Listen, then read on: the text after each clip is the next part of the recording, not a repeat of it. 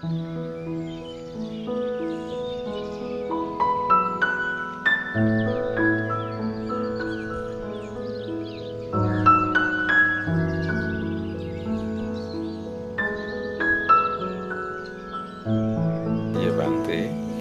what is the harm can happen to the monk life because of using phones? Or using phones? Yes. Okay, the harm is get distracted, too many things happening, too many, all kind of. It depends how you use it, right? If you use it in a skillful way, it's not really a problem. If you use it only occasionally because you need to contact somebody or need to arrange something, it's not so bad. But sometimes it is easy to get distracted with these things, right? It depends on what kind of phone you have and how much internet access you have and all of these kind of things. But it can become a distraction. So you just have to know for yourself whether it is a distraction or not. And if you feel that it's kind of taking you the wrong way, then sometimes it's better to abandon those things. And sometimes you need that support. It's too easy very easy for the defilements to kind of sneak in there and say, I need a phone, and then it kind of gradually, slowly moving in the wrong direction. So just be very honest with yourself and very clear with yourself whether it is a problem or not. And if it is a problem, then chuck it out. You can actually live without a phone. In our monastery in Perth, we don't actually have mobile phones in the monastery. And I must admit, it's quite nice not to be contactable. Most of the day, nobody can contact me. I'm just in my kuti, and it's impossible to have any connection with anyone at all. And so it's actually quite nice. If people want to contact me, they have to call the monastery phone. That's really the only way here. ඒක මේ ඔබ phone එක භාවිතා කරන විදිහ අනුව තමයි තීරණය වෙන්නේ. මේ අවශ්‍යතාවය ගැන සලකලා බලලා හානියක් නොවන විදිහට ෆෝන් භාවිතා කරන්නත් පුළුවන්. ඒ වගේම ඕනවට වඩා නොසැලකිලිමත් වෙලා තමන්ට හානි වෙන විදිහට ෆෝන් භාවිතා කරන්නත් පුළුවන්. කෙතෙක් දුරට පහසුකම් තියෙන ෆෝන් එකක්ද, කොච්චර වටින ෆෝන් එකක්ද, කෙතෙක් දුරට අන්තර්ජාලයට සම්බන්ධ වෙන්න පුළුවන්ද ආදී කාරණා අනුව ෆෝන් එක ඔබට හානි වෙන්නත් පුළුවන්. සමහර වෙලාවට. එතකොට ඒ වගේ එන්නෙන් ඔබ පිරිහෙන බවක් පේනවා නම් ෆෝන් එක නිසා ෆෝන් එක අතහැර දාන එක හොඳයි. දැන් මේ පර්ත් වල උන්වහන්සේගේ ආරාමේ ෆෝන් භාවිතයක් නැහැ කියලා උන්වහන්සේ සඳහන් කරනවා. ප්‍රධාන දුරකථනයට තමයි උන්වහන්සේ හම්බ වෙන්න ඕන නම් කෙනෙක්ට කතා කරන්න තියෙන්නේ. ඉතින් උන්වහන්සේ විවේකයෙන් මුළු දවසේම ඉන්න පුළුවන්. මොකද ෆෝන් එකෙන් කවුරුවත් උන්වහන්සේට බාධා නොකරන නිසා, ෆෝන් භාවිතයක් නැති නිසා ඒ ආරාමේ ඒක බොහොම විවේකයට උපකාරයි. ඉතින් ඔය විදිහට තමයි උන්වහන්සේ ප්‍රශ්නය ගැන කිව්වේ. ඊගා ප්‍රශ්නය මේ ගරු ස්වාමීන් වහන්සේ ආමිස පූජා ප්‍රතිපත්ති පූජා ගැන පහදා දෙන්න. Bante, please explain ආමිස පූජා and Patipatti Puja. Amisa Puja, Patipatti Puja. These are kind of words you use here in Sri Lanka, is it? Yes. Amisa Puja is when you offer something to a shrine, yes. And Patipatti Puja is when you do meditation practice. Yes. Okay, so there you are, that's the explanation, yeah? Yeah. So, yeah. I think, Amisa Puja can be good. Sometimes you can do Amisa Puja. Remember, one of the important things that we can do things when you have a sense of faith and confidence in the Dhamma. If you can give rise to good feelings based on that by doing a Amisa Puja, sometimes it's fine. We can do that as well. But of course, ultimately, the idea is to bring everything back to the practice. And the practice of the Dhamma is the most important thing. Whether it is, especially the meditation practice itself. So once you have the joy arising because of the Amisa Puja, then you can sit down and you can meditate as a consequence. You can bring the Amisa Puja into the Patipatti Puja, right? And then bring them together and then they become extra powerful. Amisa Puja හොඳ හැඟීම් ඇති කරනවා. හොඳ කුසල සාගත හැඟීම් ඇති වෙන්න හේතු වෙනවා. සතුට ගෙන දෙනවා ආමිෂ පූජාවල්. ඒ සතුටෙන් යුක්තව භාවනාවට වාඩි වුණාම ඒක භාවනාවටත් උපකාර වෙනවා. එතකොට ආමිෂ පූජා ප්‍රතිපත්ති පූජාවට උපකාර වෙන ආකාරයෙන් යොදා ගන්න පුළුවන්. ඒක තමයි උන්වහන්සේ කිව්ව අදහස. භාවනාවේදී සිත තැන්පත් වෙමින් පවතින විට ඇසෙන අඩි ශබ්ද, වාහන ශබ්ද, කතා ශබ්ද වැනි කුඩා ශබ්ද පවා මහත් හිරිහැරයක් සේ දැනේ. ඉන් සිත මුදවා ගන්නා හැටි පහදා දෙන්න. Bante, in the meditation, when mind slowly or gradually become settled, even the sounds of steps and the sounds of the vehicles and the sounds of others' voices become big obstacle.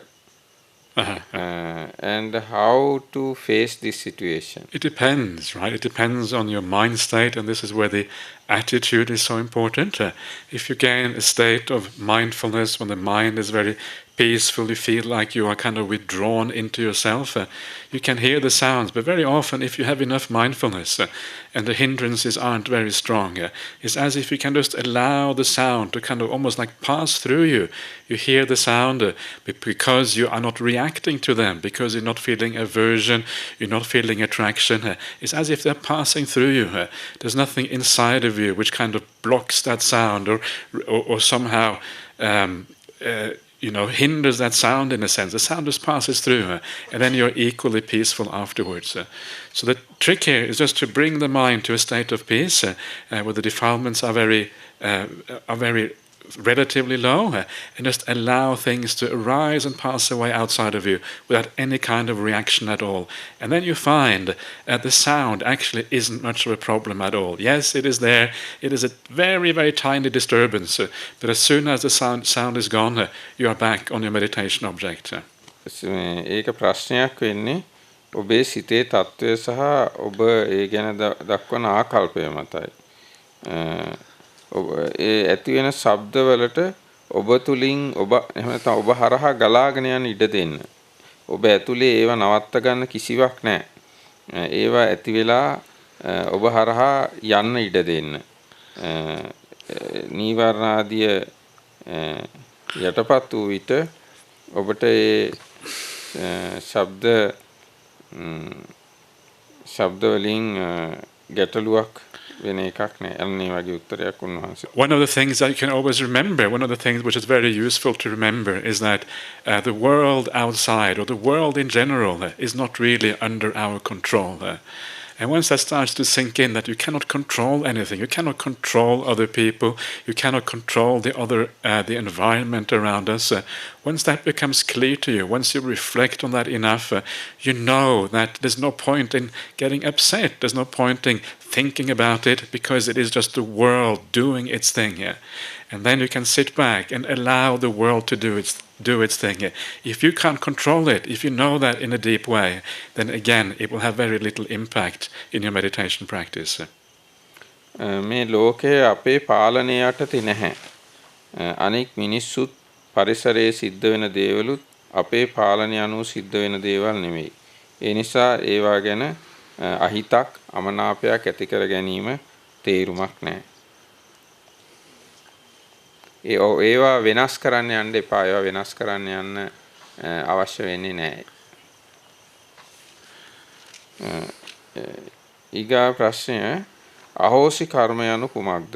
ත්‍රිපිටකය තුල එය විස්තර කොට තිබේද? බන්තේ, what is the ahosi karma? Ahosi karma, okay. And whether it's explained in Tripitaka. The term ahosi karma, as far as I know, does not occur in the main part of the Tripitaka, what I call the four Nikayas. I don't think it occurs there at all, as far as I can remember. And so I'm a little bit on perhaps thin ground here, but the idea of ahosi karma, I think, is essentially ahosi is a past tense, karma that was, karma that existed before. And I think it is implied in the Tripitaka, right? It's implied in the sense that once you become a stream enter, once you become an arahat or whatever, a lot of the karma doesn't really have the potential to ripen anymore in certain ways. It cannot, on an arahant, all the karma that was supposed to ripen in future lives, of course, cannot ripen anymore. So the idea is that certain karmas no longer will ripen. I think that is the idea of ahose karmas. I think it is, even though it is not actually expressed in the sutras, I think it is as such, as a word as such, I think it is certainly implied in the sutras. උන්වහන්සේ සඳහන් කරනවා මේ ප්‍රධාන නිකාය හතරේ කියන්නේ දීඝ මජ්ක්‍ධිම සංයුත්ත අංගුත්තර ඒවායේ නම් මේ ගැන පැහැදිලි කිරීමක් දක්නට ලැබෙන්නේ නැහැ. උන්වහන්සේ හිතනවා දැන් මාර්ගඵල ලැබුවාම සෝවාන් ආදී මාර්ගඵල ලැබුවාම සමහර කර්ම විපාක දෙන්න අවස්ථාවක් නැතු වෙලා යනවා. ඉතින් ආන්නේ වගේ දෙයක් තමයි මේ අහෝසි කර්ම කියලා කියන්නේ කියලා. පංච උපාදානස්කන්ධයේ දක්වන සංස්කාර සහ පටිච්ච සමුප්පාදයේ දක්වන සංස්කාර දෙකක්ද එකක්ද? එහි වෙනස පෙන්වා දෙන්න. බන්තේ the sankara in panch upadanaskandha and sankara in paticca samuppada are these two or one? They are one. They are the same. These are one thing. Yeah, so they're all, as far as I'm concerned, they are both chaitana, they're both the will, and that's how I understand them. මේ දෙකේම පංච උපාදානස්කන්ධයේ පටිච්ච සමුප්පාදයේ චේතනාව කියන එක තමයි සංස්කාර කියලා කියන්නේ කියලායි උන්වහන්සේ කියන්නේ. ඊට පස්සේ ප්‍රශ්නයක් තියෙනවා. බුදුරජාණන් වහන්සේ පරිනිර්වාණ මංචකයේදී අදිෂ්ඨාන පහක් කළ බව අප අසා තිබේ. ඒවා සත්‍යක්ද? Now we have heard this way. On the deathbed, Lord Buddha has done 5 determinations. Whether this is true or not. I don't think there is. If you read the Mahaparinibbana Sutta, that's probably the best information that we have, right, on what happened when the Buddha passed away. And I don't think it doesn't say anything there about 5 determinations. I don't know where that comes from. Maybe where does that come from? Do you know? Where is that? It's from Samantapasadika commentary and Mahavamsa also. Aha, okay. Samantapasadika commentary and Mahavamsa. Okay, so you wonder where these commentaries, where they get that information from. Where do they get it from? If it isn't in the suttas, if it isn't somewhere else, you wonder whether it is authentic or not. I must admit, I have my doubts. Because if Venerable Ananda was there when the Buddha was passing away, and presumably if it was important, it was something significant, it would have been in the Mahaparinibbana Sutta. So it sounds very doubtful to me. ඒක ගැන ස්වාමීන් වහන්සේ කියන්නේ මේ බුදුරජාණන් වහන්සේගේ පිරිනිවන් පාන අවස්ථාව පිළිබඳ විස්තර සඳහන් වෙන්නේ මහා පරිනිබ්බාන සූත්‍රයේ. ඉතින් මහා පරිනිබ්බාන සූත්‍රේ නම් ඒ ගැන කිසිවක් සඳහන් වෙන්නේ නැහැ. ඉතින් ඒ ගැන ඒ නිසා ස්වාමීන් වහන්සේ ඒ හැටි විශ්වාසයකින් බලන්නේ නැහැ කියලායි උන්වහන්සේ සඳහන් කරන්නේ. Where is it in the Samantapasadika? Yes, it's in Samantapasadika. Where? Very beginning. Very beginning. Very beginning. Part of the Nidana Kata, whatever. Yes. Okay. පරිනිර්වාණ මංචකයේදී බුදුරජාණන් වහන්සේ මේ බුද්ධ ශාසනය සක්දෙවිඳුන්ට බාර දුන් බවද අපි අසා ඇත. එහි සත්‍යයක් තිබේද? Next question relating to same one. On the deathbed, Lord Buddha has asked Sakka to look after this Buddha Sasana. Okay. That is true. Yeah, whether that is true or not. I doubt very much that is true. I don't think that's usually how the Buddha operates. Remember what the Buddha said, that he says in the Mahaparinibbana Sutta, he says that you should be an island unto yourself. You have to look after yourself. Don't wait for Sakka to help you out, to anybody else to help you out. This is the thing, right? We have to rely on ourselves in this practice. It's too dangerous.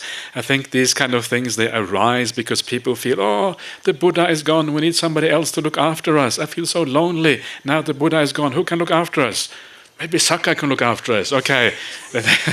Right? And then kind of these things, somehow they arise in these commentaries. I'm sure that people are well-meaning. There probably is a good reason, perhaps, for why they say these things.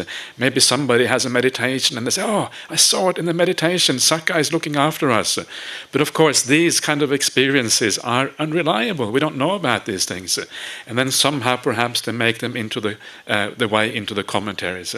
My point is just that there's many ways in which these things can arise without people necessarily being fraudulent or being bad or anything like that. Still, these things can arise, but still, it doesn't mean that we have to take them literally.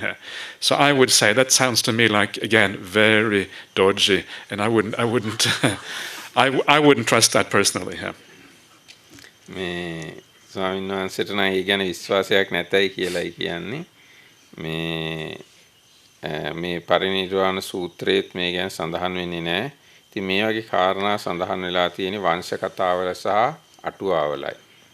එහෙම තමයි අපිට උන්වහන්සේ කියන්නේ මේ තමාව තමාට පිහිටක් කරගන්න කියන එක තමයි බුදුරජාණන් වහන්සේ ප්‍රකාශ කළ දේශනා කළේ. සක්‍ර දේවේන්ද්‍රයා හෝ වෙන කවුරු හරි අපි ගැන බලාගනී කියලා හිතලා වැඩක් නැහැ.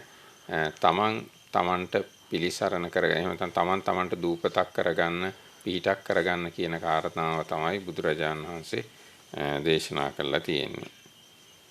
ඊගා ප්‍රශ්නය. අද මෙහෙණි සසුනක් නැති බැවින් පාත්‍රා සිවුරු දැරීමෙන් අපට පාපයක් සිදු වේද? බන්තේ because today we don't have bhikkhuni sasana. Is that right? No bhikkhuni sasana? Okay. Yes. Okay. So is it sinful to bear bowl and robes as bhikkhunis? Okay. Well, whether we have bhikkhuni sasana or not depends on the person who looks, right? Some people would say we have bhikkhuni sasana. I would say we have bhikkhuni sasana because we have nuns who are ordained as bhikkhunis.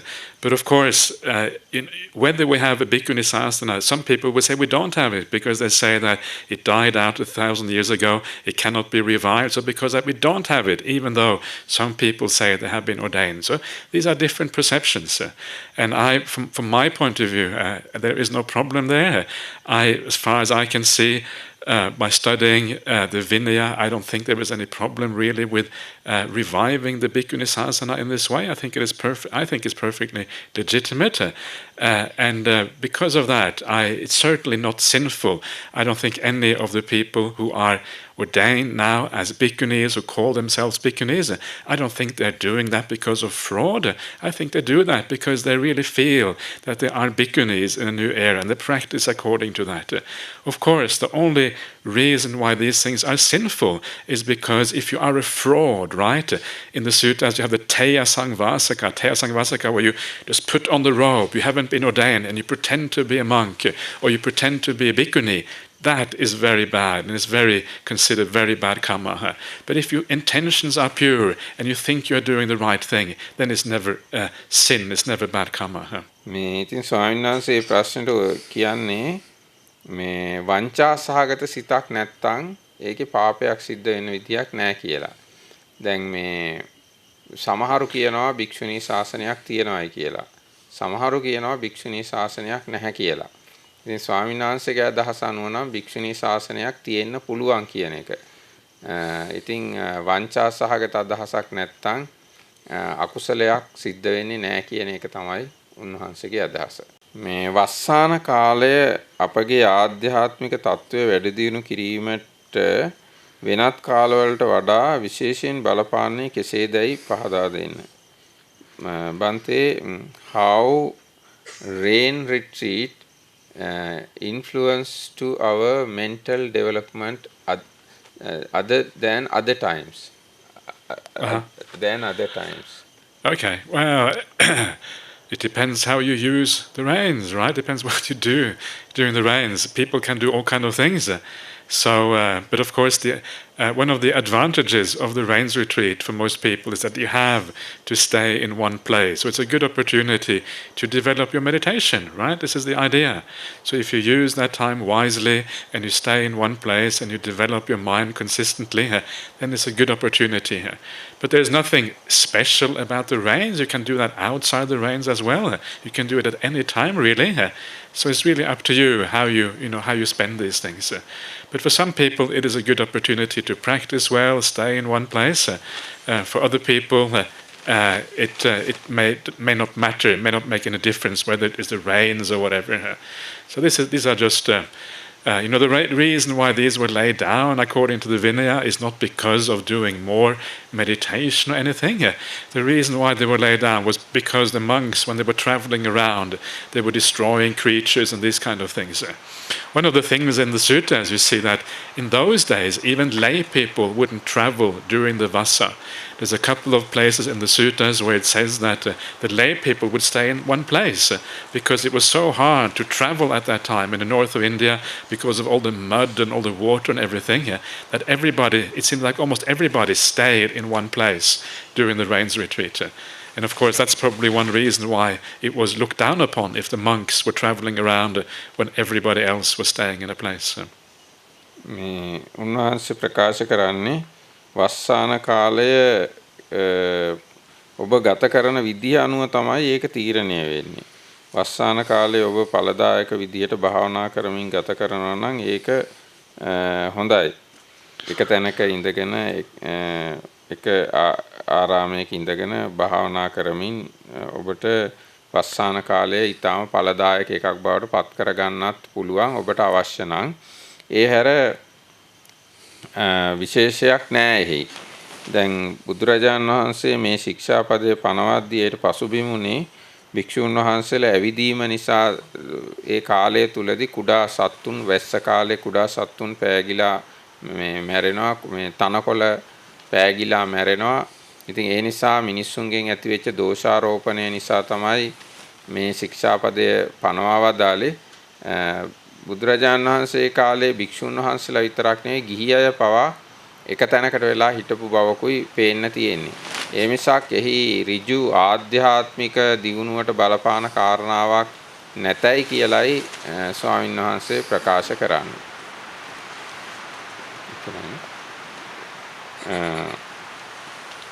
බන්තේ මේ තා ප්‍රශ්නයක් තියෙනවා. කාමයන්ගෙන් වෙන් වූ අකුසලයන්ගෙන් වෙන් වූ විතක්ක ਵਿਚාර පීතිසුඛ ඒකග්ගතා සහිත ප්‍රථම ධානය නම් කාමරාග පටික තුනී වන්නේ සකදාගාමි මාර්ගඵලයෙන් නම් සෝවාන් මාර්ගඵලලාභියාගේ කාමරාග පටික සංයෝජන ඇති බැවින් ප්‍රථම ධානයේ ලැබිය නොහැකි දැයි පහදා දෙන්නේ.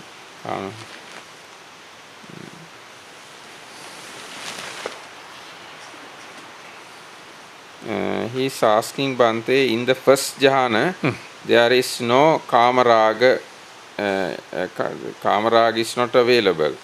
So, but it is said that kamaraga is thin. Kamaraga become weak when attaining sakadagami. Become big. And weak. Become weak. Weak. Yeah. Weak. Weak when becoming sakadagami. So the sotapannas, they have kamaraga. Because of that, whether they can attain first jhana. The question is not very clear. Okay. Yes, it is true that when you become Sakadagami, it says that the Kamaraga and the Vyapada is reduced. But even when you become stream enter, it's already reduced a lot. As you practice, every step you take on the path, you are reducing these defilements. And certainly when you become a stream enter, it is much reduced because you understand the danger in these things. You have seen, remember, the point is that when you become a stream enter, you have seen the nature of reality. You understand what the world is like. And because you understand what the world is like, all of these hindrances are much weaker in you because of that precise thing. You can always turn turn your mind to the Dhamma because you know what the Dhamma is. You know what true happiness is. You know there is no real happiness to be found in karma, in sensuality. So because of that, it is very easy for you to give it up. It may still be there, but already it is reduced. So you can. I think that's fairly clearly can be inferred from the way the Dhamma works and the way the suttas work. And for that reason, because you have that nature, you understand the nature of reality, you understand where true happiness is, because it's easy for you to abandon the hindrances, one of the ways you can actually know whether you are a stream enterer or not is how easy it is to enter things like the jhanas. Right? It should be quite easy for you, because when you have seen the full dukkha of everything, when you have seen that everything is non-self, it is very easy to let go. There's no need to hold on to these things anymore, because you've understood the nature of reality. Because it is easy to let go, it is therefore easy also to enter the states of samadhi, relatively speaking. So for a stream enterer, basically not very difficult. ඔබ මාර්ගයේ ගමන් කරන හැම පියවරකදීම කාමරාග පටික ක්‍රමානුකූලව තුනී වෙනවා. කාමරාගය තුනී වෙනවා. සෝවාන් වෙන විට කාමරාගය තුනී වෙනවා. සෝවාන් පුද්ගලයෙක් නම් එයාට ධ්‍යාන වලට එන්න ඒක ඉතාමත්ම පහසුවක් වෙනවා. ඒ අනුව සෝවාන් පුද්ගලයාට ප්‍රථම ධ්‍යානයට පත් වෙන්නට පුළුවන්කම තියෙනවා. Dear Bhante, how many people do you personally know of who have actually achieved second jhana? May you be well, happy and peaceful. How many people do I personally know who have actually achieved second jhana? That is a very difficult question to answer. I have met lots of very good monks in my life, and many of those monks would have achieved second jhana. But it's very hard to count how many that is. I don't know, to be honest with you, but it is very, very hard to say. But there is, in a monastery like Bodhinyana monastery, where people practice a lot, and the method of practice is samatha practice, there's always monks, who achieve these kind of states.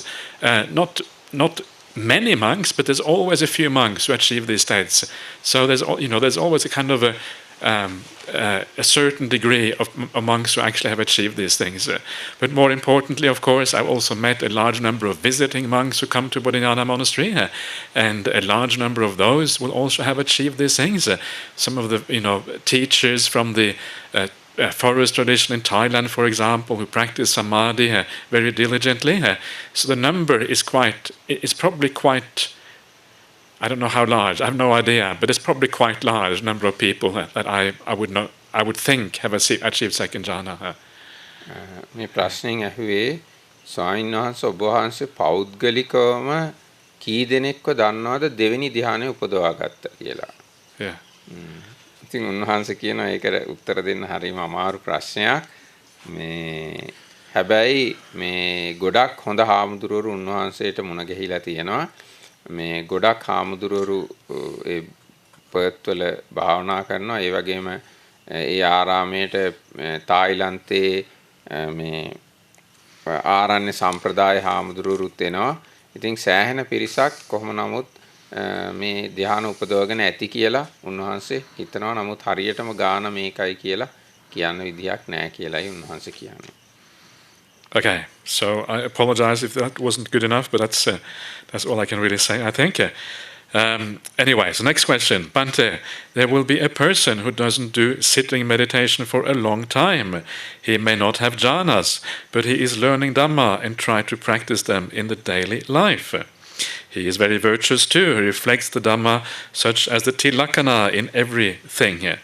And also the conditions of things, how the things arise due to conditions, how they cease when conditions cease, etc. He is always mindful and reflects those ways in what he sees, hears, feels, etc. What will be the result of this practice? Can he be a stream enterer? Okay, so remember that, the way to measure whether you are making progress in the Dhamma or not, whether you're having success or not. It's not by what you do, what kind of practices you do, but what effect those practices have on you. That is what matters, right?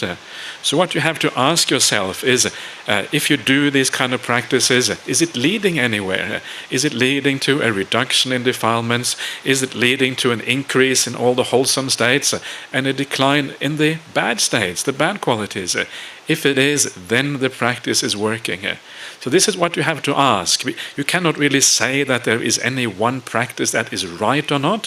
It is whatever practice you're doing that leads to an improvement in the qualities, that is the right practice. And if these practices lead to the abandoning of the defilements and all of these things, and they lead in the right way, then eventually you will attain the jhanas anyway. The jhanas will be part of the practice, right? If all the defilements are gone, the mind is very clear. It is natural, it is the inclination of the mind to attain deep states of samadhi. Whether it is possible to become stream enter before you attain the jhanas or not, I think the whole question is really irrelevant. The point is, you practice the Noble Eightfold Path, and one of the results of practicing that path is you become a stream enter. If it happens before jhana, great. If it doesn't, you keep on practicing the Noble Eightfold Path. You don't stop because you don't get it then, and then that would also include the jhanas eventually. So I don't think this question is really all that significant. The main point is just to practice the path in the right way and always make sure that you are improving in the good qualities and going down in the bad ones. If you are, then you are doing very well here. මේ ප්‍රශ්නේ ඇහුවේ එක්තරා පුද්ගලයෙක් ඉන්නවලු. එයා වාඩි වෙලා භාවනා කරන්නේ නැහැලු. හැබැයි එයා ගාව ගොඩාක් හොඳ ගුණධර්ම තියෙනවලු. එයා සංස්කාරයන්ගේ හට ගැනීම වෙනසීම ඒවා බලනවලු. ඉතින් එයා සෝතාපන්න කෙනෙක් විය හැකිද කියලා අහනවා. ඉතින් උන්වහන්සේ සඳහන් කරන්නේ ඔබ කරන දේ නෙවෙයි වැදගත්. ඒ කරන දේ අනුව ලැබෙන ප්‍රතිඵලයයි වැදගත්. මේ කෙලෙස් දුරු වෙන ආකාරයට ඔබ කටයුතු කරනවා නම් ඔබ ධානලාභියෙක් එහෙම වෙන්න මාර්ගඵලලාභියෙක් වෙන්න පුළුවන්. කරන්න තියෙන සරලම දේ තමයි පැහැදිලි දේ තමයි ආර්ය අෂ්ටාංගික මාර්ගයේ වඩන එක. ආර්ය අෂ්ටාංගික මාර්ගය තුල ගමන් කරනවා නම් ධ්‍යාන ලබන එක මාර්ගඵල ලබන එක එහෙම නැත්නම් සෝවාන් වෙන එක සිදුවිය හැක්කක්. Okay. Yes, okay, so here is another one. So, okay, my respectful homage to Bhante. Bhante, yesterday I got the chance to do Marana Sati perfectly. While you were telling that to imagine as we are in the white-collared room, doors are closed, no one is there, etc. Suddenly I got a big pain in my left side, in my chest. Then I remembered the heart is on the left-hand side. Sure, this was a heart attack. Then I heard that you asked, give up all the things belonging to us. Then I went through my room in my mind and I gave up all things, but my mind stopped near my mobile phone. So there you are. That shows you, right? That's very... Anyway, I gave it up too with some sadness. Then I relaxed for a moment and make ready to die. Okay, that's very good, very, very interesting. Suddenly I remembered that about the last will. I did not write it yet. I forgot to write it. But what to do now? Can't do anything because I'm going to die soon. Then I thanked to all and forgave. I felt that my breath is no longer there. Sure, I was dead. Suddenly I heard the kind, sweet voice from Ajahn Brahmali. He invited me and said, now is the end of the meditation. Come back and sit comfortably. So I came back. So you came back from the dead, right? That's pretty good. Now, how terrible that moment was. Anyway, it was a very nice experience. Thank you, Bhante. That's good, isn't it? That's really nice. And it shows you sometimes you need a bit of realism. You need a bit of things that really remind you the body is always ready to fall apart and die. A little bit of pain in the chest can be very, very realistic experience. Okay, thank you for that one. That was very nice. Okay. Dear Ajahn Brahmali, I have been Sorry? Oh, are you, please. Yeah, please. Yeah. මේ ප්‍රශ්නයක්ම නෙවෙයි ඒ විස්තරයක් කියලා තියුනේ ඊයේ මම හොඳට මරණානුස්සති භාවනා වැඩුවා. හොඳටම මේ භාවනා වැඩුවා අර සුදු කාමරයක හිටියා දොර වහලා තිබුණා. ඉතින් මැරෙන්න මං හොඳටම ලෑස්ති වෙලා හිටියා. මගේ පපුවේ වම් පැත්තේ වේදනාවකුත් දැනුණා. කැක්කුමකුත් ඇති වුණා. ඉතින් මම ඔක්කොම අතහැර දමමින් හිටියා. ඔක්කොම අතහැර දැම්මට මේ මගේ ෆෝන් එක මතක් වුණා. මේ ෆෝන් එක අතහරින්න ටිකක් අමාරු වුණා. ඉතින් කොහොම හරි අමාරුවෙන් ඒකත් අතහැර දැම්මා. ඊට පස්සේ මට කල්පනා වුණා මම මගේ මේ අවසාන කැමැති පත්‍රය ලියලා නැහැ නේද කියලා. ඉතින් කොහොම හරි මේ ඒකත්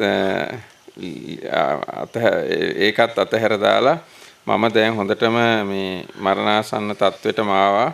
මිය යන්නම ආවා. ඉතින් මේ අවසානම වෙලාවේ මේ ඔක්කොම අතහැර දාලා මැරෙන්න ලෑස්ති වෙලාම ඉන්න වෙලාවේ මේ ස්වාමීන් වහන්සේගේ මිහිරි කටහඬ ඇහුණා දැන් භාවනාව ඉවරයි කියලා. ඊට පස්සේ ඉතින් ඉවර වුණා. So it's very nice. It's very nice that people have a sense of humor. It's good, right? Sometimes when you have are you finished? Sorry, yeah. When you have a kind of a light feeling, right? You feel light in the mind, you feel light in the heart, not too heavy. Don't get too serious about the Dhamma, but have a bit of fun in the Dhamma. It's very good. I think sometimes that is supportive for the meditation practice because you feel at ease, you feel relaxed, you can laugh a little bit and have a good time. I think that's a wonderful thing. It's one of the things I learned from Ajahn Brahmali, right? He's like that. He always likes to mess around and joke about everything. And he also has very good meditation. So the two seem to go together, which is very nice.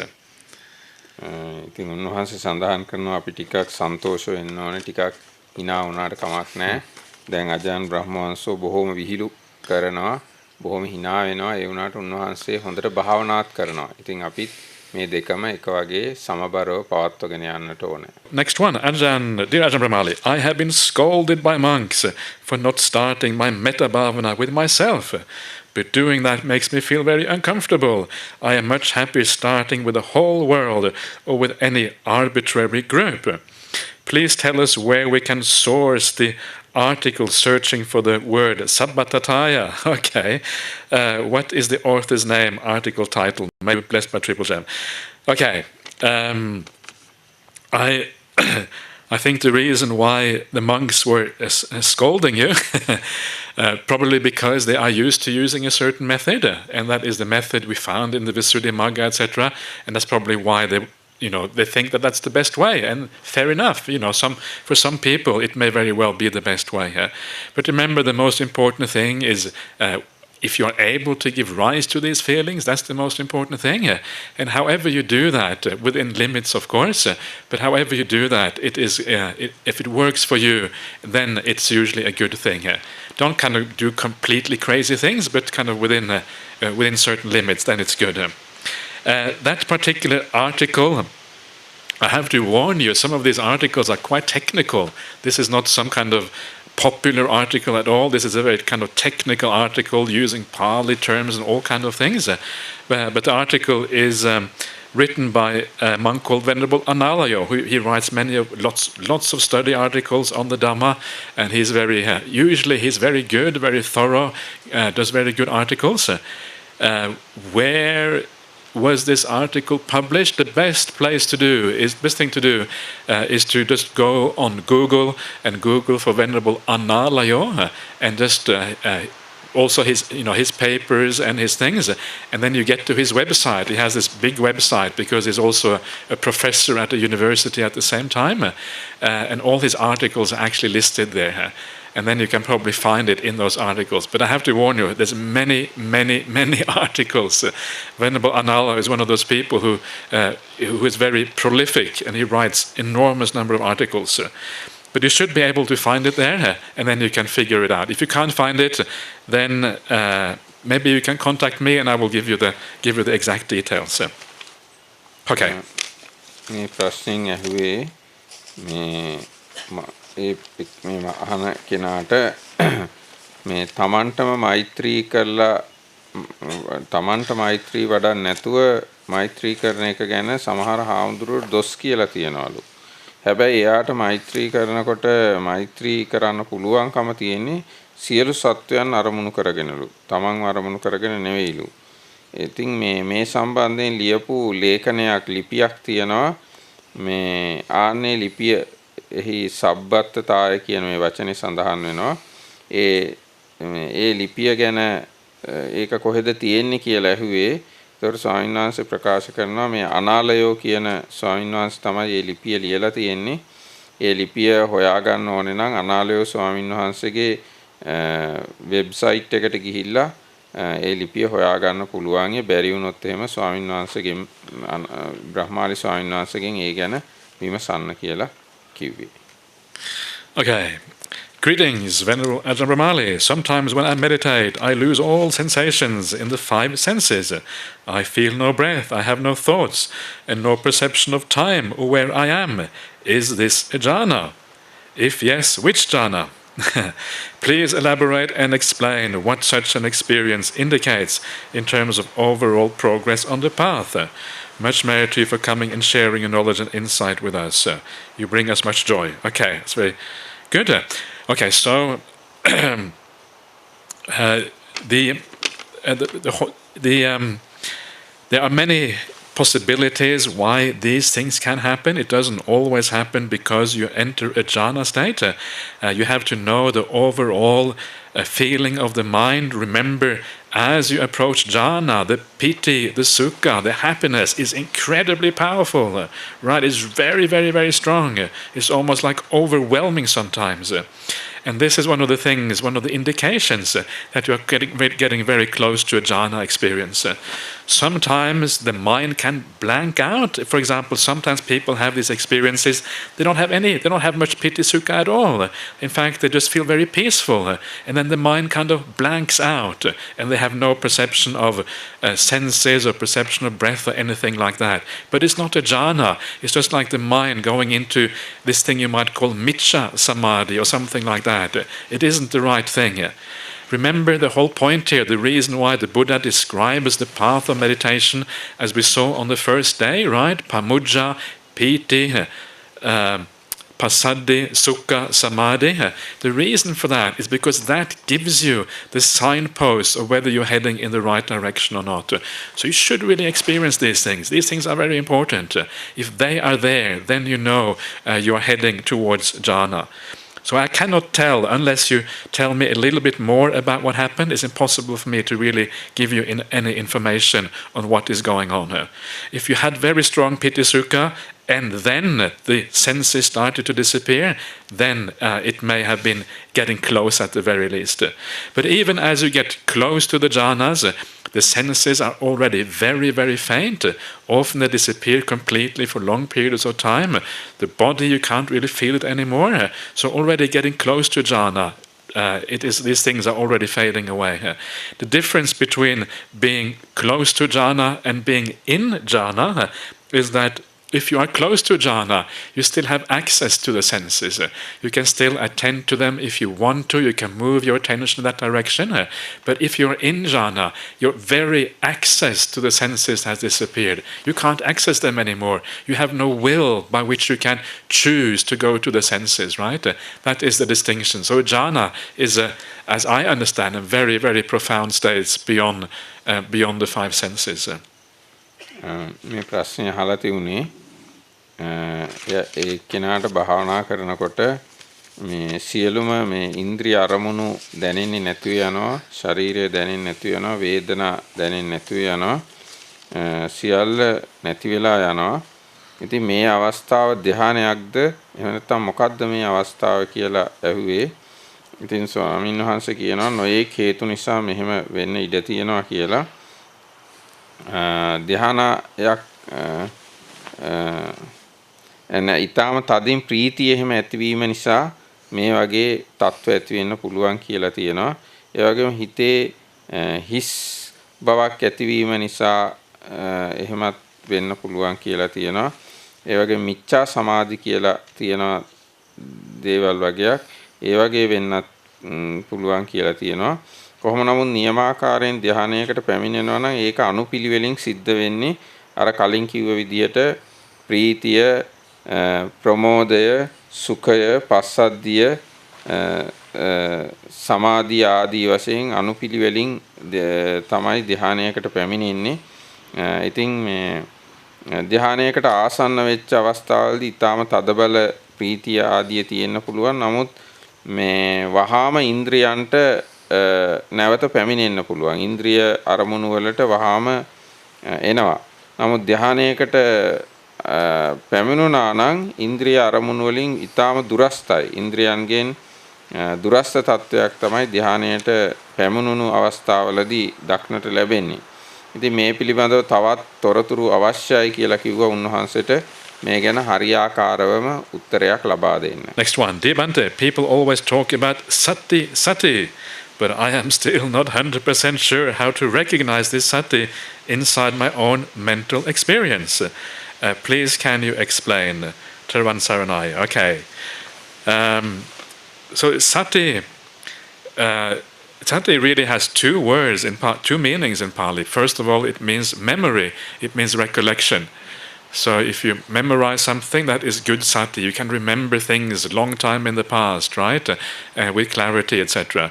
But the sati, the way it is normally used in the meditation experience, it just means presence of mind. It means you are in the present moment. You are not thinking about the past, thinking about the future, not fantasizing, but you are here in the present moment.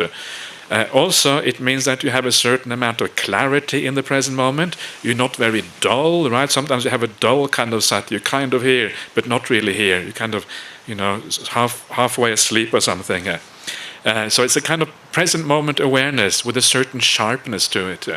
That is really what sati is about. And sati has many different levels. If you start off not thinking about the future and the past, not fantasizing too much, you already have some degree of sati, some degree of awareness of what is going on.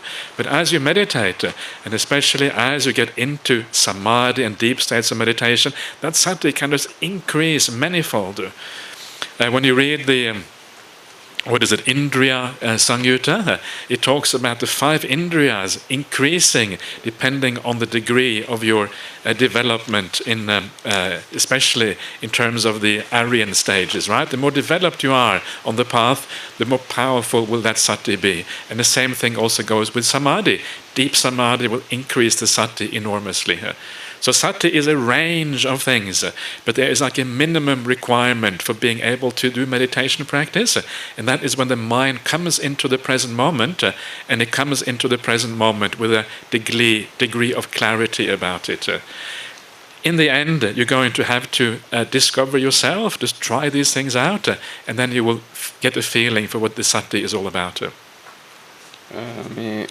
බොහෝ දෙනා සතිය ගැන කතා කරනවා. ඒ තාම සතිය කුමක්දයි කියලා හඳුනා ගන්න අපහසුයි කියලායි කියන්නේ. සතිය උන්වහන්සේ උත්තර දෙනවා සතිය කියලා කියනකොට අර්ථ දෙකක් යටතේ භාවිතයි.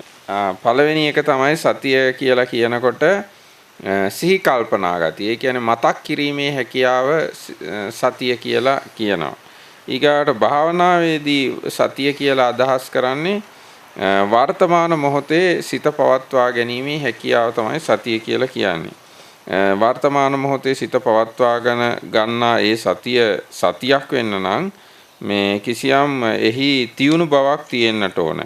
අතීත අනාගත දෙක තුල විසිරලා නොගිය බවක් තියෙන්නට ඕන. ඒ වගේම ඔබ ධර්ම මාර්ගය තුල ඉදිරියට යන්න මේ සතිය තව තවත් වැඩෙනවා. සති ඉන්ද්‍රිය ආදී වශයෙන් සතියේ තියුණු බව ඇති වෙනවා. ඉතින් ඔබ ගැනම පරීක්ෂාකාරී වීම තුලින් ඔබ තුල ක්‍රියාත්මක වෙන සතිය හඳුනා ගන්න පුළුවන්කම ලැබෙනවා. Okay. Dear Bhante, this morning you mentioned the Subha Nimitta. Can you please say more about it? In the Dhammapada there is a mention something like that if one attends to the Subha Nimitta, it leads to decline in one's practice. But if a monk attends to the Asubha Nimitta, it leads to growth in the practice. Do you think in this case the Subha Nimitta being referred to is connected to sensual desire? Thank you for your clear, interesting explanations. Okay. The Subha, what I said was not actually Subha Nimitta. What I said was, it says in the, this is in the, I think the Vimokas, the Atta Vimoka, one of the first one is the Subhangti Adimutta. He is focusing on the beautiful, on the Subha.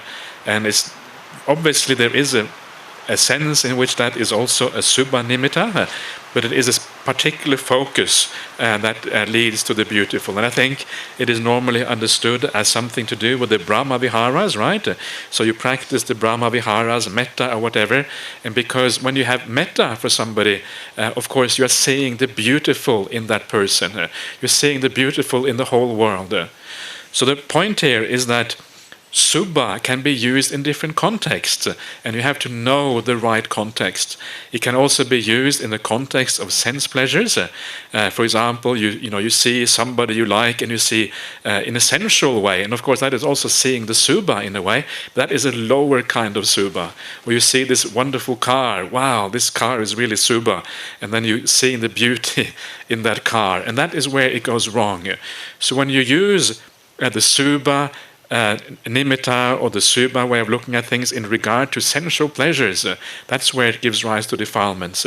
But if you use the Subha in a higher sense to see the positive spiritual qualities in people, looking for the generosity, looking for the kindness, wishing them well, right? When you have a mind that is mahagata, apamana, through the metta practice, and you cannot get angry with anyone anymore, it's because you have developed the Subha Nimitta, not seeing, not fault finding, but seeing the opposite of fault finding, seeing the beauty in the world and the people around you, I suppose. මේ ප්‍රශ්නය ඇහුවේ උන්වහන්සේ උදේ සුබ නිමිත්ත ගැන සඳහන් කළා. දැන් මේ ධම්මපදයේ තියෙනවා සුබ නිමිත්ත අනුව බලන එක්කෙනා පිරිහිලා යනවා කියලා. ඉතින් මේ පිළිබඳව තමයි මේ පැහැදිලි කරන්නයි කියලා කිව්වේ.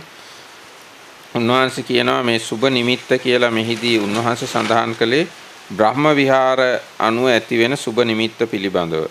බ්‍රහ්ම විහාර අනුව සුබ නිමිත්ත ඇති වෙනකොට පුද්ගලයාවත් මුළු ලෝකෙමත් ලස්සනට දක්නට ලැබෙනවා. ඒ සුබ නිමිත්ත නිසා පිරිහිලා යන්නේ නැහැ. ඒ සුබ නිමිත්ත හොඳ දෙයක්. හැබැයි ලස්සන පුද්ගලයෙක් ලස්සන කාර් එකක් ආදී වශයෙන් කියලා බලනවා නම් පංචකාම නිස්ෘතව පංචකාමයන් හා ප්‍රතිබද්ධව සුබ නිමිත්ත මෙනෙහි කරනවා නම් එතකොට නම් මානසිකව පිරිහිලා යන්නට පුළුවන්. එනමුත් ಗುಣධර්ම පිළිබඳව ಗುಣධර්ම වල තියෙන සුබ පැත්ත බලනවා නම් බ්‍රහ්ම විහාරාදී තියෙන සුබ පැත්ත බලනවා නම් ඒ නිසා නම් පිරිහිලා යෑමක් වෙන්නේ නැහැ. ඒ නිසා දියුණුවක් තමයි සිද්ධ වෙන්නේ. ඒ බ්‍රහ්ම විහාර ආදී පිළිබඳව සුබ වශයෙන් බලන එක තමයි උදේ උන්වහන්සේ සුබ නිමිත්ත වශයෙන් අදහස් කළේ. Okay, so next one. Dear Venerable, I have a question about karma. You mentioned that when karma is used in the plural, karma, its meaning is sensual objects. When it's used in the singular, its meaning is sensual desire.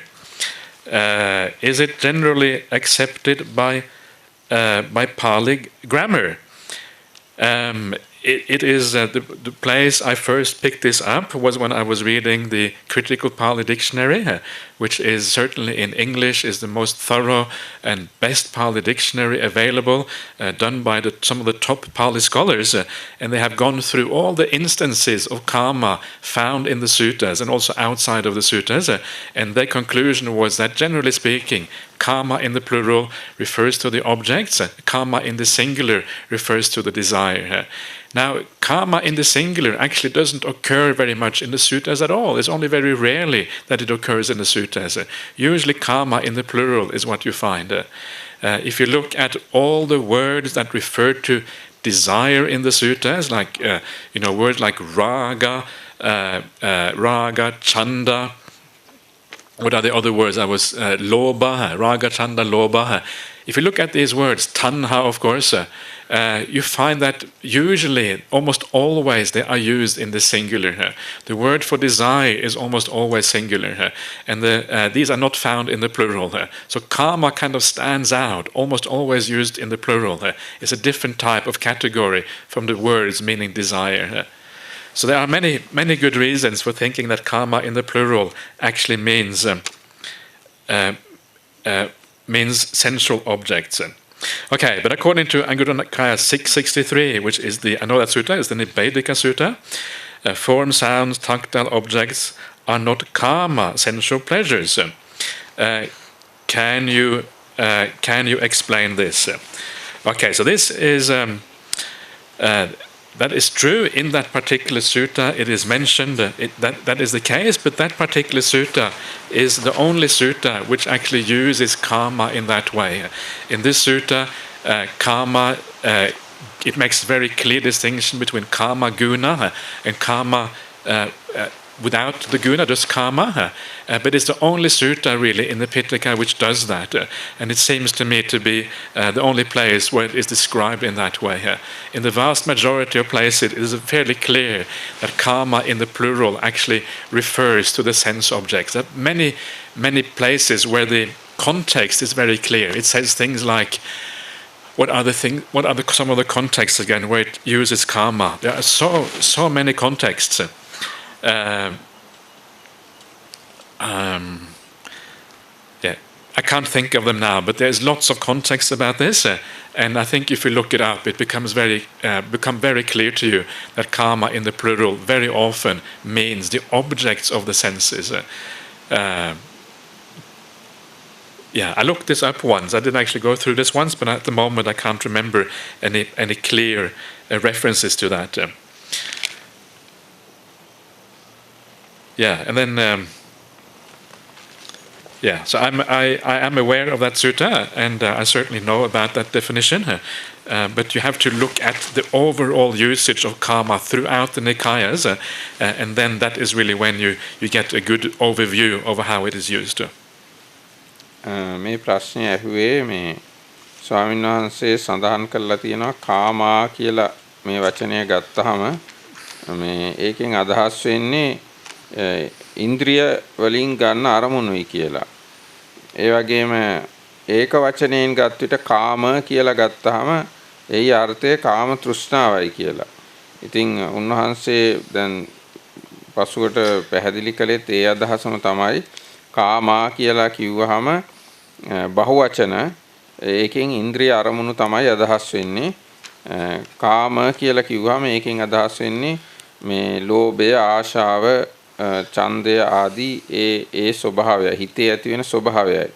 ඉතින් මේ සම්බන්ධයෙන් අංගුත්තර නිකායේ කොටසක් උපුටා දක්වලා නැහැ සංයුත්ත නිකායේ. අංගුත්තර නිකායේ කොටසක් උපුටා දක්වලා තියෙනවා. ඉතින් ඒ කොහොම වුණත් මේ දල වශයෙන් මේකට උත්තරය වශයෙන් කියන්න පුළුවන්කම තියෙන්නේ කාමා කියලා බහුවචනයෙන් ගත්තාම අදහස් වෙන්නේ ඉන්ද්‍රිය අරමුණු රූප ශබ්ද ගන්ධ රස පොට්ටබ්බ ආදිය. කාම කියලා කිව්වහම අදහස් වෙන්නේ ලෝභය, ආශාව, ඡන්දය ආදී ඒ මානසික ස්වභාවය. Okay, so we are only a few questions left, so I guess we can finish those off. Shouldn't take too long. Okay, dear Bhante, thank you from the bottom of my heart for all the guidance that you have provided to all of us during this retreat to understand the suttas and develop our meditation practice. May you attain the supreme bliss of extinguishment in this very life. Okay, so you are wishing me to be extinguished. That's I guess that is it's a good thing in Buddhism, isn't it? So that's good. Perhaps this question should have been asked at the beginning of this retreat, but better late than never. Could you please explain the importance of observing noble silence at all times during a meditation retreat, not only in these grounds, but also in our lodgings? How does maintaining noble silence assist a person's meditation practice? Okay, thank you again, and may you have safe flight on to your next destination from Sri Lanka with metta. Okay, so the idea of noble silence is to enhance your meditation practice, right? The idea is that when you talk a lot, it tends to also affect your mind. You think more. So by dropping away the the talking, usually the mind tends to be more quiet. All the talking originates in the mind, so by abandoning the talking, you're also abandoning some of that origination of that chatter coming from the mind itself. That's the idea. And talk always tends to complicate things, right? When you talk to people, there are all kind of implications from talking. There are new things that need to be done, new things that need to be discussed, right? One talk leads to another talk, and so it goes on until you are dead, and then it's too late to do anything about it. So this is the problem. So it's nice to do noble silence, but remember that it has to be quite natural. Don't force it too much. Anything which is forced on this path often can backfire, and it can lead to negative results. So make it quite natural. Make it do something that it feels good. And when it feels good, you know you're heading in the right direction. So on a meditation retreat, wherever you do that, it is good to have that noble silence because it will enhance your meditation practice. In daily life, it is always useful to reduce one's talking as well, because usually we tend to talk too much. But I'm not sure if...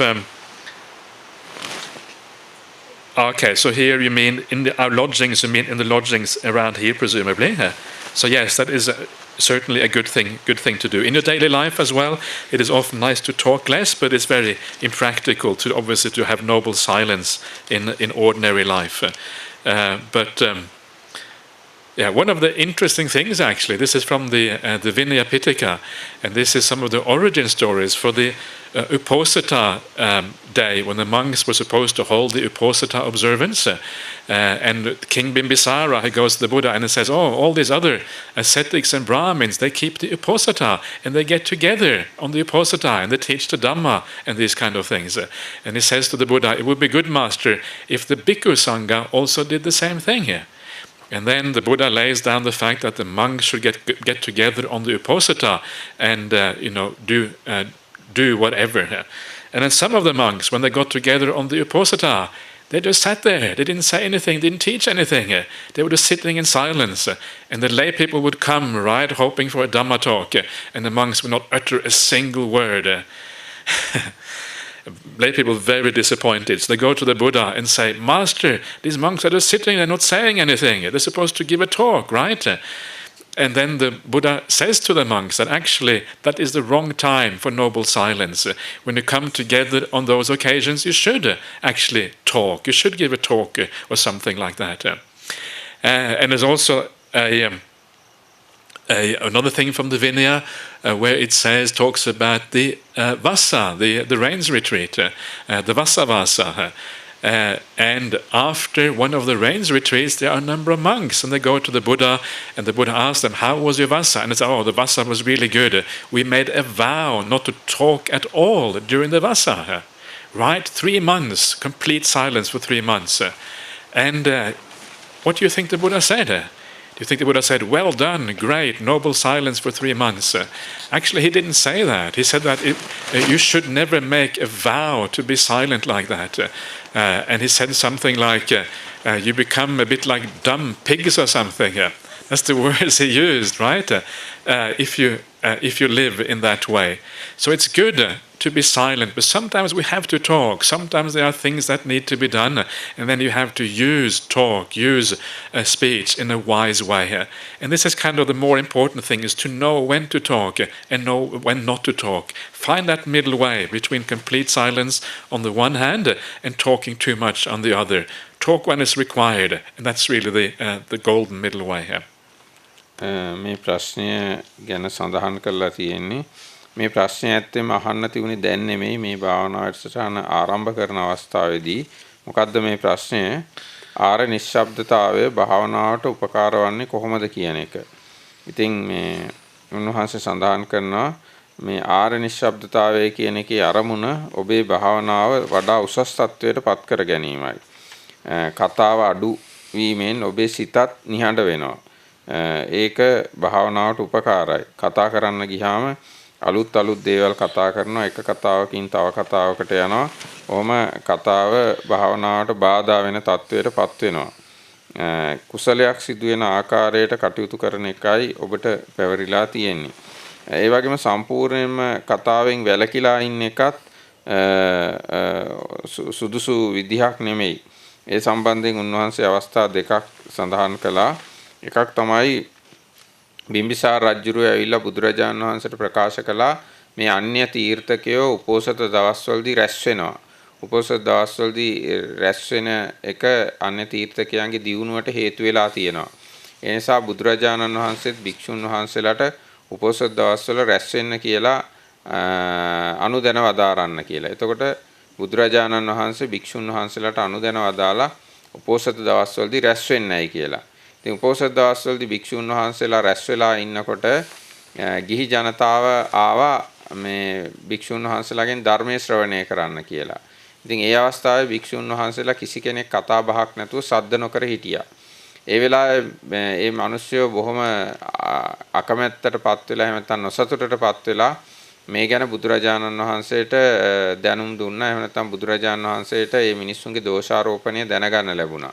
එතකොට බුදුරජාණන් වහන්සේ අනුදැන වදාලා උපෝසත දවසේ රැස් වෙලා කතා නොකර ඉන්න එපා මහණෙනි. නිහඬව ඉන්න එපා. ඒ එන ජනතාවට ධර්මයේ දේශනා කරන්න කියලා. ඉතින් ඒ අනුව ඕනවට වඩා නිහඬව ඉන්නවා මේ නිහඬව ඉන්නවා කියන එක එච්චර හොඳ දෙයක් නෙමෙයි. සුදුසු අවස්ථාවේදී කතා කළ යුතුයි. ඒ වගේම තවත් අවස්ථාවකදී භික්ෂුන් වහන්සේලා පිරිසක් මේ අපි මේ වස් කාලෙදී වචනයක්වත් කතා නොකර ආර නිශ්ශබ්දතාවයෙන් එහෙම නැත්නම් අපි මේ වස් කාලෙදී නිහඬව ඉමු කියලා එකඟතාවයකට ආවා. එහෙම එකඟතාවයකට ඇවිල්ලා වස්වසල ඉවර වෙලා බුදුරජාණන් වහන්සේ මුණ ගැහෙන්න ගියා. ඒතර බුදුරජාණන් වහන්සේ ඇහුවා කොහොමද මහණෙනි වස් කාලය හොඳින් ගත කළාද කියලා. එතකොට මේ භික්ෂුන් වහන්සේලා කිව්වා අපි මේ වස් කාලයේදී වචනයක්වත් කතා කරන්නේ නැතුව ඉන්න එකඟතාවයකට ඇවිල්ලා ඉතින් ඒ විදිහට තමයි අපි හිටියේ කියලා. ඉතින් බුදුරජාණන් වහන්සේ ඒ වෙලාවේ බොහොම ඒ ගැන අප්‍රසාදය පළ කළා. ඔබලා ඊටමත් අපහසුයෙන් තමයි මේ වස් කාලේ ජීවත් වෙලා තියෙන්නේ. එහෙම ඉඳගෙන ඇවිල්ලා දැන් කියනවා බොහොම පහසුවෙන් වස්වසලා හිටියාය කියලා. ඉතින් මේ ඒ වෙලාවේ කියනවා ඇත්තම අර මිනිස්සු තමයි භික්ෂුන් වහන්සේලාට දොස් කිව්වේ මේ උපෝසත දවසේ රැස් වෙලා ඉන්නකොට ගොළු ඌරෝ වගේ මේ රැස් වෙලා ඉන්නවා කිසිවක් කියන්නේ නැතුව කියලා. ඉතින් ඔන්න ඔයගේ කතා ඕනවට වඩා කතා නොකර ඉන්න ගතියත් එක්තරා මේ වැරදි පිළිවෙතක්. ඒ වගේම අනවශ්‍ය විදියට කතා කරන එකත් වැරදි පිළිවෙතක්. ඒ අන්ත දෙකට යන්නේ නැතුව මධ්‍යස්තව කතා කරන්න කියලා තමයි බ්‍රහ්මාලි ස්වාමීන් වහන්සේ උපදෙස් දෙන්නේ. Dear Bhante, in the Nibbana Sutta this morning, Venerable Sariputta also mentions these perceptions lead to stabilization. These perceptions lead to distinction or improvement. What do you think, Bhante, these refer to? Distinction will suggest jhana and maggaphala to me here, with thanks and a big sadhu. Yes, I would agree. Distinction probably refers to jhana and maggaphala. So you are referring to some very high stage. These particular perceptions are useful for these particular things. I think that is probably true. And as for stabilization, I think that sometimes we have, when we're practicing this path and you're having some success in your meditation practice, you're developing certain perceptions perhaps, your mindfulness of breathing is going well. Sometimes we need to stop a little bit and take stock and make sure that we don't progress too fast.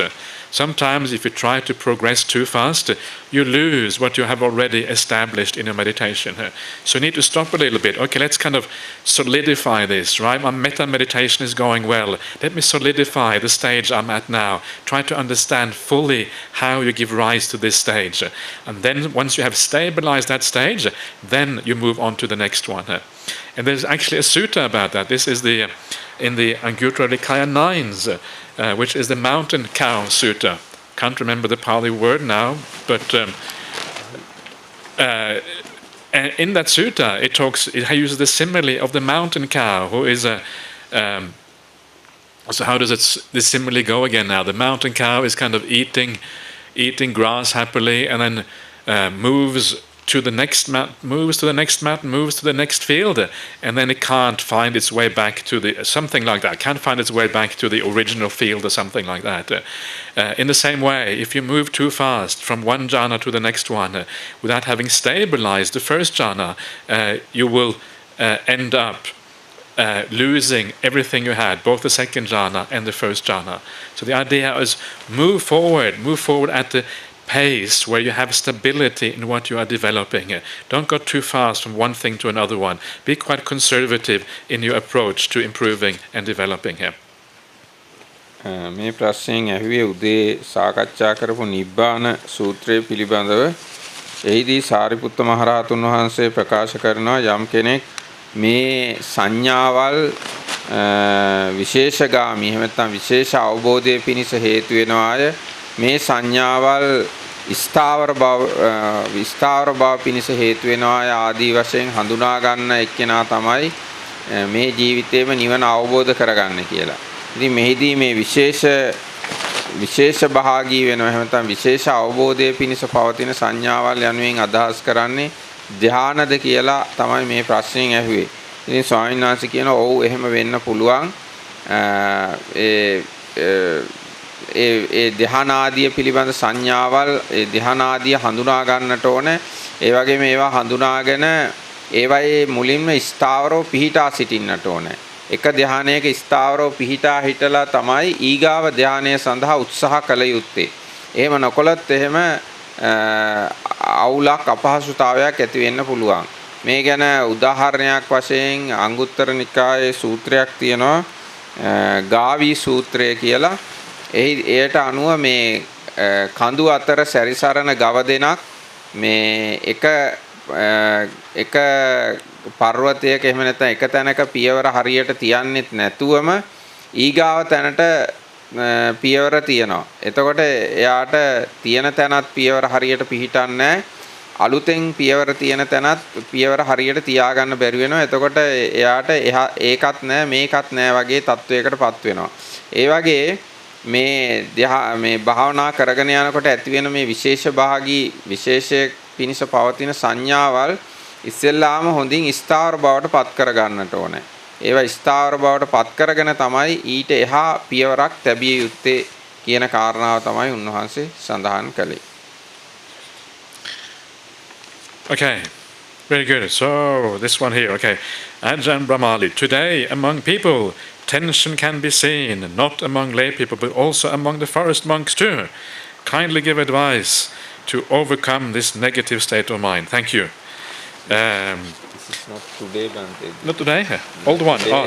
One of previous days, but... What previous days? Okay, so probably overcome already. You probably sorted out already, right? So this is probably no... Okay, so...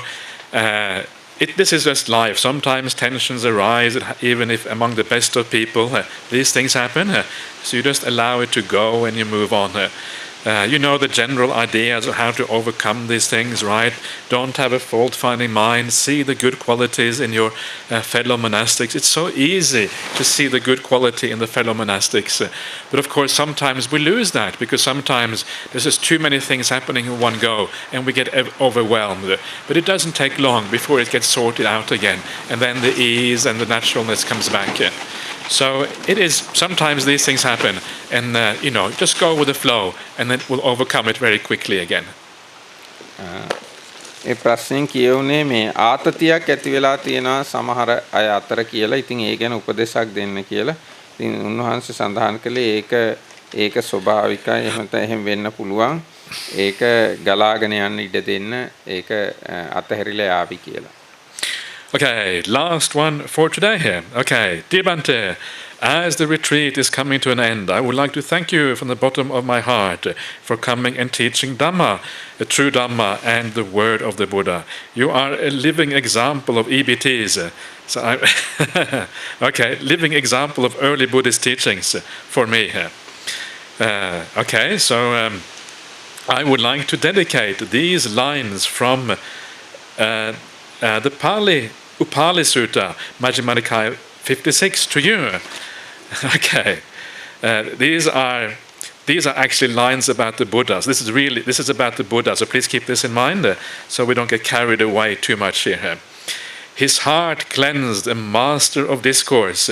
He lives ever tranquil, the finder of knowledge, the first of all givers. He is ever capable, the awakened one he is, and I am his disciple. So that is Venerable Upali talking about the Buddha in the Majjhima Nikaya 56. But it's very kind to dedicate those to me and to everyone else here, I suppose, as well. And then you say, at the very end, you say, with Magga Metta or Mega Metta, and my deepest gratitude, and a nice smiley face afterwards. That's very nice. Just praise and no question. Wow, that is the the best kind of note. Okay, wonderful. Great. මේ ලේඛනයෙන් උන්වහන්සේව බොහොම ප්‍රශංසා කරලා තියෙනවා. උන්වහන්සේට බොහොම ස්තුතියි කියලා තියෙනවා. ඒ වගේම මෙහි මේ උපාලි සූත්‍රයෙන් මජ්ක්‍ධිම නිකායේ උපාලි සූත්‍රයෙන් ගාථාවක් උපුටා දක්වලා තියෙනවා. ඒ වගේම බ්‍රහ්මාලි ස්වාමීන් වහන්සේ මුල් බුදු සමය පිළිබඳ ඊටාම හොඳ ගුරුවරයෙක් කියලා සඳහන් කරලා තියෙනවා. ඉතින් මේ උපාලි සූත්‍රයෙන් උපුටා දක්වලා තියෙන ගාථාව මේ සම්පූර්ණයෙන්ම පරිවර්තනය කරන්න ටිකක් අමාරුයි. ඉතින් ඒකෙන් අදහස් වෙන්නේ උපාලි ගෘහපතියා කියනවා බුදුරජාණන් වහන්සේගේ ගුණ රාශියක් කියලා මම ඔබේ ශ්‍රාවකයෙක් කියලා. ඉතින් මේ බ්‍රහ්මාලි ස්වාමීන් වහන්සේ ගැනත් මේක ලිව්වේ කෙනාට හිතෙන්නේ නියම බුදුරජාණන් වහන්සේගේ ශ්‍රාවකයෙක් කියලා. ඉතින් බ්‍රහ්මාලි ස්වාමීන් වහන්සේට මේක ලියපු එක්කෙනා ඊ타ත්ම ස්තුතිවන්ත වෙනවා කෘතවේදීත්වය පළ කරනවා කියලා සඳහන් කරලා තියෙනවා. Okay. Very good. So I guess we are coming to the end of the retreat, Venerable Metta Viharis.